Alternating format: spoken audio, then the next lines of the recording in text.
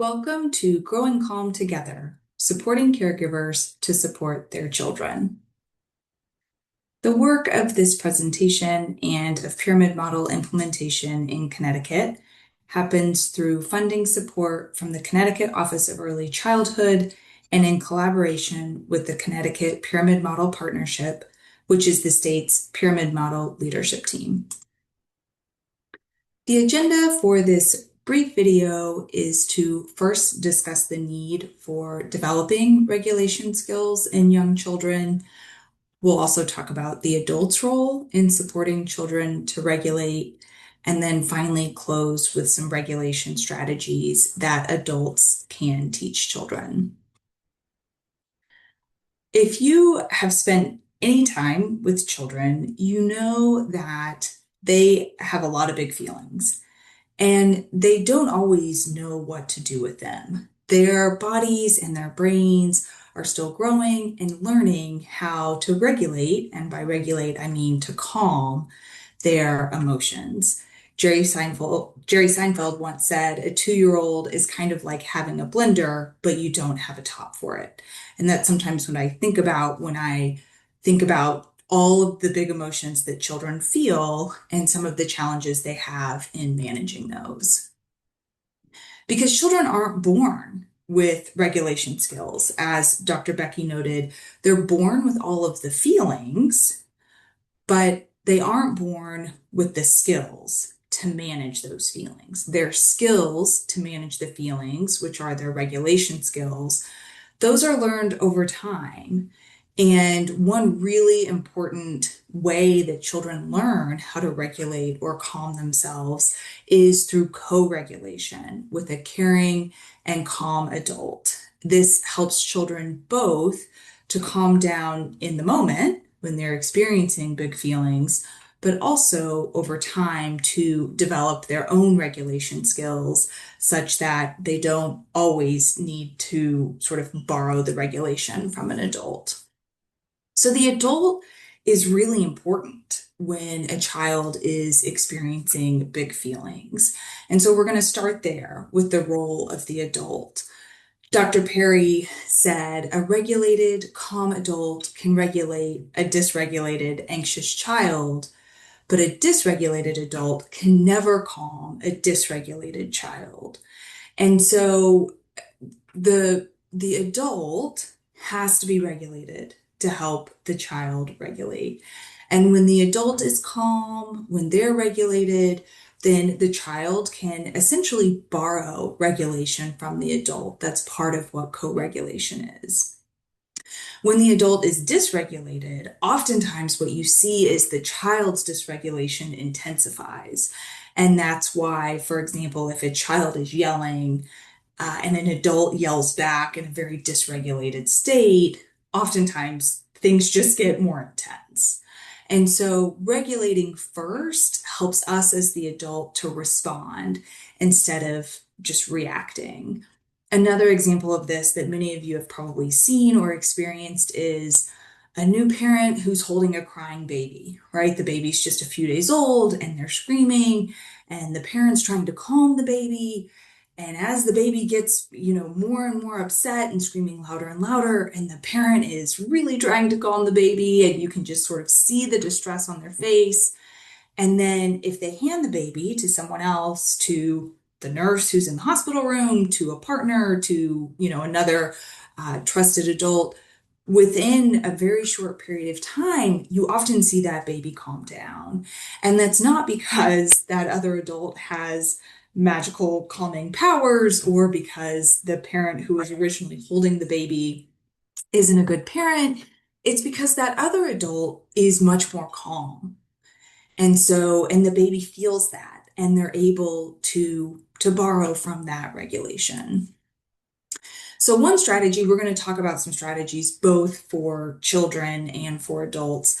One strategy that we know does not work is telling someone to calm down and then seeing them calm down.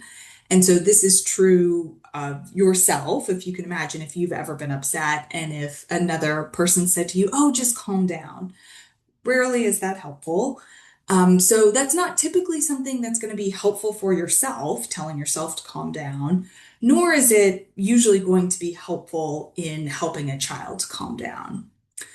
Some things that can be helpful for the adult are first by just naming the feeling out loud. There's actually research that shows that just saying the feeling out loud verbally reduces the intensity of that feeling. Using supportive self-talk can be helpful. Sometimes I think something that can get in the way with people sort of engaging with self-talk is feeling like it can be corny or cheesy. It doesn't have to be like telling yourself that you're the best parent in the world, right? If that doesn't feel congruent, that doesn't have to be what supportive self-talk is. It can be something as simple as, I have the capacity to handle this, or this is hard and I know I can handle it, or and I know I can keep my child safe, or this is hard and I know it will end. Those are all sort of quick examples of supportive self-talk.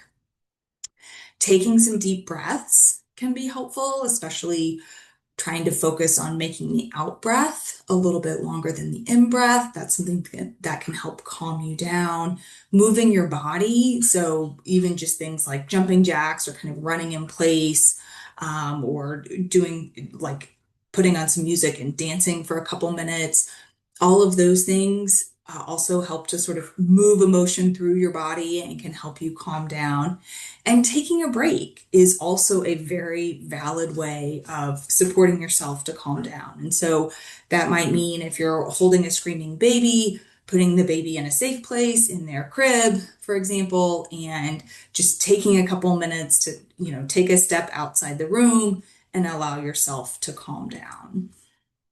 And then once you are calmer and more regulated, you can do some things to support your child. So the first three steps of this handout, keep yourself in the moment, access your thinking brain, give your child a model to mirror. Those are really all things that you do as you're sort of calming yourself down, or those are things to help regulate yourself.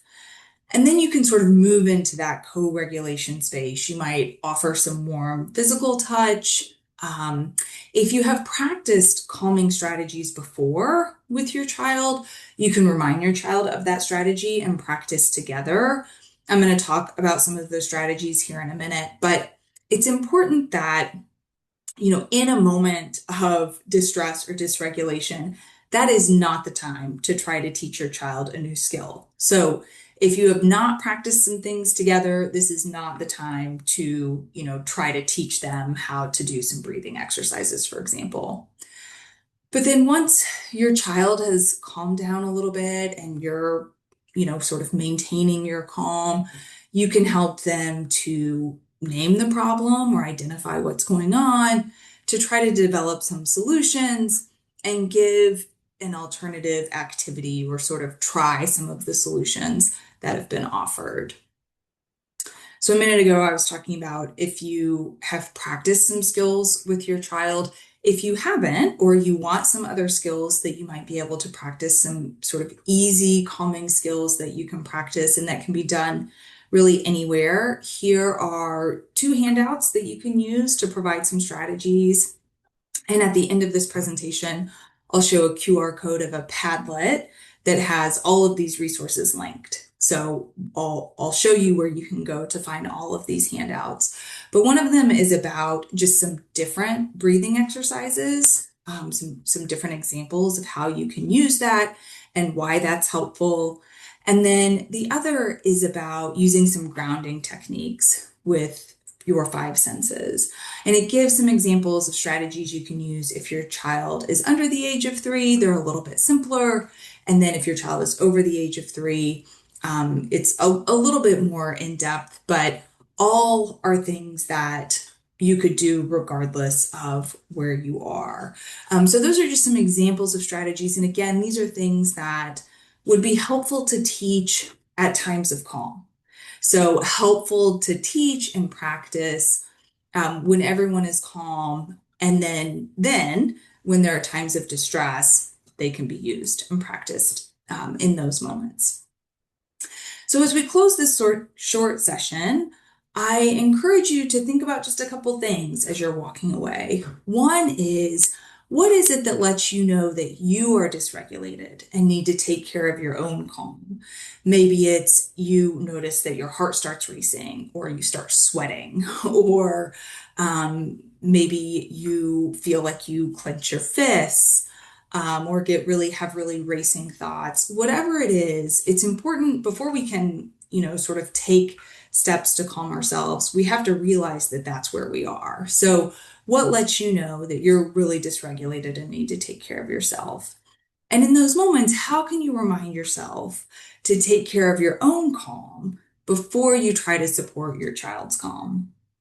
And finally, what is one regulation strategy that you might like to practice this week and just sort of see? It's one of those things where you might not love all of them, and that is totally fine. It can be a bit of trial and error, but the only way that you'll know is if you give them a try. And so, what's one strategy you might want to practice?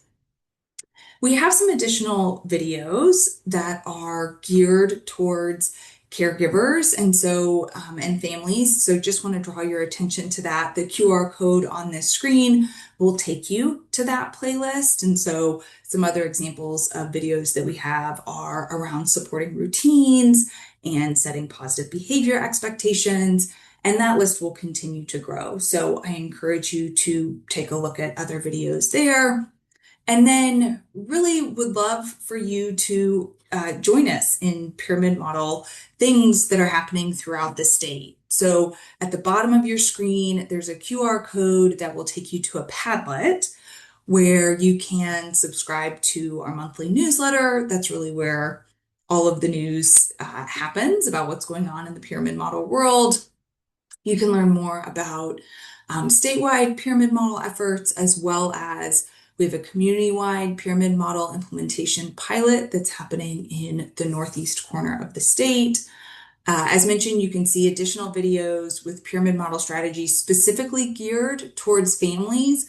We also have a playlist of videos that are a little bit longer. They're more like 45 minutes to an hour, geared more towards educational settings.